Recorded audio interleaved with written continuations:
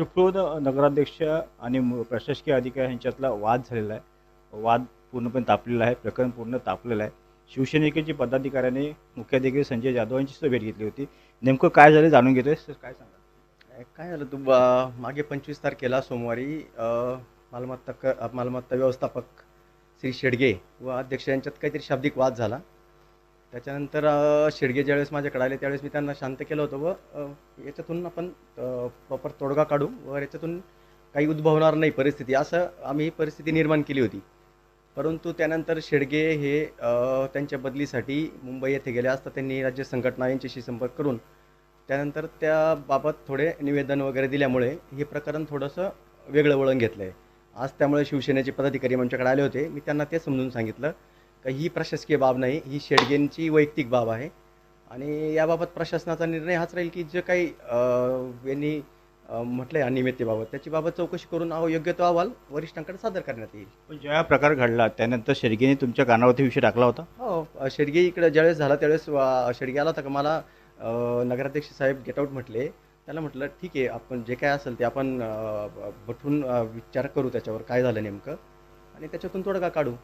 पण तो आम्हाला न सांगता परस्पर तिकडं बदलीसाठी DMA साहेबांना भेटायला गेला.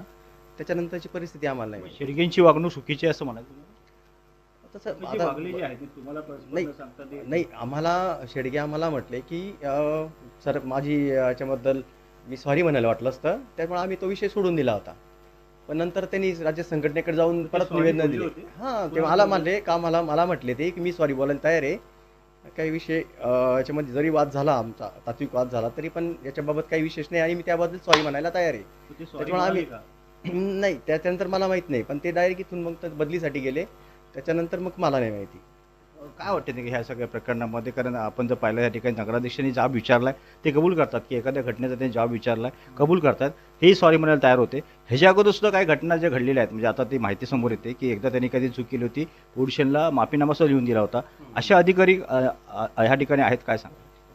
नाही, असे अधिकारी आता शेडग्यांच्या बाबतीत मी ज्यावेळेस 4 महिन्यापासून आलो त्यावेळेस पण पाहतोय माझ्या काळात तरी असं काही घडलेलं नाही आहे. आणि शेडगे जरी असतील तरी ते नियमानुसारच काम करणार होते, कारण माझ्या हाताखाली प्रत्येक कर्मचाऱ्याला हे शिस्तीतच काम करावं लागतं.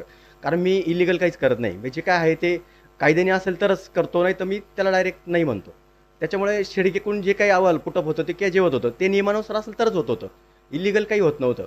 आणि जरी काही असेल या निवेदनाप्रमाणे शिवसेने पक्षाच्या निवेदनाप्रमाणे त्याची काही फाईल तर त्याचे कागद त्याचे, त्याच्यावरून जो काय अहवाल आहे तो आम्ही वरिष्ठांकडे सादर करू. ते काय झालं, नगराध्यक्षांशी याबाबत आधी पण चर्चा केली होती आम्ही की जरी तो त्यावेळेस काय झालं आहे पण तो प्रशासकीय ठरावानुसार, आणि प्रशासक हे पूर्ण बॉडी आणि पूर्ण नगराध्यक्ष वगैरेचे अधिकार असलेले पद आहे आणि प्रशासकांनी तो ठराव केलेला होता. त्यानुसार शेडगेंनी कारवाई केली होती.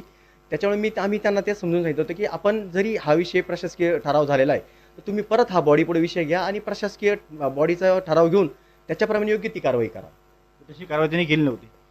नाही, अजून आता आचारसंहिता आहे त्याच्यामुळे तो बॉडी पुढे विषय आलाच नाही. तो आता पुढच्या वेळेस येईल तो बॉडी पुढे विषय. एखादी वाद पूर्णपणे तापलेला आहे आणि ह्याच्यामध्ये मुख्याधिकारी म्हणून आपली भूमिका नेमकी काय असते. नाही काय मी मागा पण त्यांना सांगितलं का याच्यामध्ये मुख्याधिकारी असो नाही तर चिपळूण नगर परिषदेची कर्मचारी संघटना असो, यांचं सगळ्यांचं एकच म्हणणं आहे की हे प्रशासन चालणं आणि पदाधिकारी हे 2 चाकं आहे प्रशासनाच्या दृष्टीने.